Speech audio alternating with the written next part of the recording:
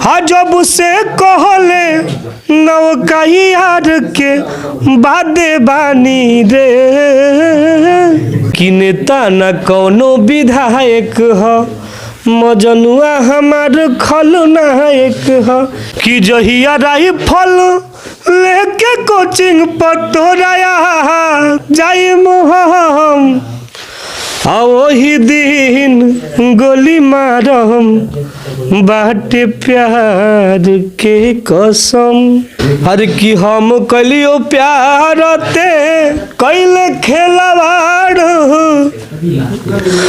खेल गईले हमारा से खेलवागे छौड़ी तोरे करनावा चल गली ओ पाटाना के जेलावागे छौड़ी तोरे करनावा। दिल से प्रणाम आपको कि आपने अपना कीमती समय निकाल के और हमारे जैसे कलाकार को सपोर्ट करने के लिए आए हैं। तो भैया आप भोजपुरी में गाना गाते थे, पहली बार आपका मगही में सॉन्ग आया है, तो क्या कहना चाहते हैं? बस हम कहेंगे कि जे जौना प्रकार से तू लोग हमरा हर गाना के प्यार आशीर्वाद देवे लो। अभी तो मगही के गाना पहिल के गाना लॉन्च भइल बा, तो यह गाना के भरपूर प्यार आशीर्वाद दे के और गाना के खूब आगे बढ़ाओ लो। साथे साथे मयंक बाबा के चैनल नया बढ़ुए और वो चैनल के आप लोग सब्सक्राइब करिए, जिस चैनल का नाम है लक्ष्मी म्यूजिक वर्ल्ड। इस चैनल से हमारा एक गाना, इसके पहले गाना बजा था हर की नेता न कौनो विधायक ह मजनुआ हमार खलनायक ह। ये गाना मयंक बाबा के चैनल पे 8-10 मिलियन गोइल बढ़ुए, लेकिन मगही वाला गाना के आप सब भरपूर प्यार आशीर्वाद दीजिए कि ताकि 50-100 मिलियन जाए। तो भैया भोजपुरी में गाना गाते थे, आपको कैसे दिमाग में आया कि भैया मगही में सॉन्ग निकाल गा दिए? दिमाग में नहीं है, हम लोग का सोच लिए टीम है, टीमों का लोगों का कहना था कि एक बार मगह का गाना चर्चा हो रहा था, तो हमसे बाबा बोले कि व्यास हमको मगह में काम करने का मन कर रहा है और हम कोशिश चाहते हैं कि आप ही से शुरुआत करें। तो हमने बोला कि चलिए बाबा हम आपके साथ हैं, थोड़ा सा हमको चाहिए सपोर्ट, जिसमें राइटर जी का सपोर्ट चाहिए और हमारे म्यूजिक डायरेक्टर जी का सपोर्ट चाहिए, क्योंकि वो दोनों लोग मुझे बताएंगे तो हम गा लेंगे। भैया आपको मतलब गाते समय बहुत डिस्टर्ब हुआ होगा मगही में? डिस्टर्ब क्यों होगा भाई, मगही भाषा ही कुछ अलग है ना। है, बट हमारे साथ ये गोरेलाल भैया है और अंकित अहिर भैया थे, एक आनंद प्रकाश राइटर भैया हैं, तीनों लोग मिलके मुझे समझाए और मैंने 30 से 35 मिनट में उन्हें गाना गा लिया। तो भैया आप एक महीने में कितने गाना आप मगही में आने वाला है आपके आवाज़ में? 5 गो तो पक्का आएगा।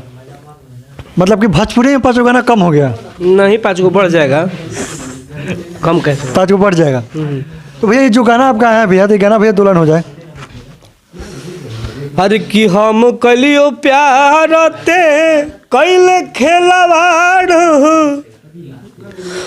खेल गईले हमारा से खेलवागे छौड़ी तोरे करनावा चल गली ओ पाटाना के जेलावागे छौड़ी तोरे करनावा। तो भैया भोजपुरी में इतना अच्छा गाना चल रहा है, 100 मिलियन 150-200 मिलियन प्लस जा रहा है भैया, तो आपका भैया फिल्म कब आने वाला है? थोड़ा सा ऑडियंस का प्यार कम मिला है मुझे और थोड़ा सा ज़्यादा मिलेगा जब हमारा हर गाना 100 मिलियन में जाएगा तो हमारा फिल्म आएगा। मतलब कि प्यार मतलब कहीं ना कहीं थोड़ा कम है? जी कम मिल रहा है अभी प्यार। अरे भैया सिर्फ आपका ऊपर मतलब लेवल हो गया है गाने लाइन में भैया? ऐसा कुछ नहीं है। देखिए जो इंसान बड़े हैं, भोजपुरी के जितने भी हमसे बड़े कलाकार हैं, सब लोग हमारे नज़र में बड़े हैं और हमेशा बड़े रहेंगे। हम कुछ अलग काम करते हैं, हम कुछ अलग इतिहास बनाएंगे। अभी भैया का कमर के कमाई एगो सेनुरा वाला गाना करके आया है, दोनों गाना तो ब्लास्ट ही आ रहा है। भैया के साथ थोड़ा कुछ प्रॉब्लम हो गया है जिसकी वजह से उनका गाना कम आ रहा है। हालांकि उन लोगों के पास बहुत सारे काम है, मूवी है, वेब सीरीज है, फिर जो नहीं होता है प्रचार उचार करने का ऐड होता है, तो भैया लोग के पास वो लोग भी अपने अपने जगह पे बिजी हैं और वो लोग आगे ही हैं। हम लोग गाने गा रहे हैं, जब हम लोग फिल्म करेंगे तो हम लोग के पास भी इतना टाइम नहीं मिलेगा कि हम लोग ज़्यादा से ज़्यादा गाना गाएंगे। तो वो अपने जगह पे अच्छे हैं और मस्त हैं और वो भोजपुरी के वही लोग दबंग हैं, बड़े कलाकार हैं और हम लोगों से बहुत ज़्यादा आगे हैं। तो भैया ये कहना चाहते हैं कि भोजपुरी में भी कुछ श्रृंगारी 1-2 सॉन्ग हो जाए कि जहिया राइफल लेके कोचिंग पर तोराया हम आ वही दिन गोली मारम बाटे प्यार के कसम। तो भैया लग रहा है कि भैया शादी होने के बाद भी आपको भैया किसी से प्यार हो गया भैया? क्या हुआ है? आपको किसी से प्यार हो गया है भैया? ऐसा गाना लेकर आए हैं कौन? आप। अरे ऐसा कुछ नहीं है, प्यार तो बहुत लोगों से है, आपसे भी प्यार है, हमारे भैया- जितने लोग हैं सबसे प्यार भैया अभी तो हम लोग कोचिंग में नहीं ना पढ़ रहे हैं ना, अभी साथ है आपके। है। गाने का मैटर है ना, स्टार्ट हो से होला कि बर्बाद बानी रे पियत जादे बानी रे जब से कहले नौकाई यार के बादे बानी रे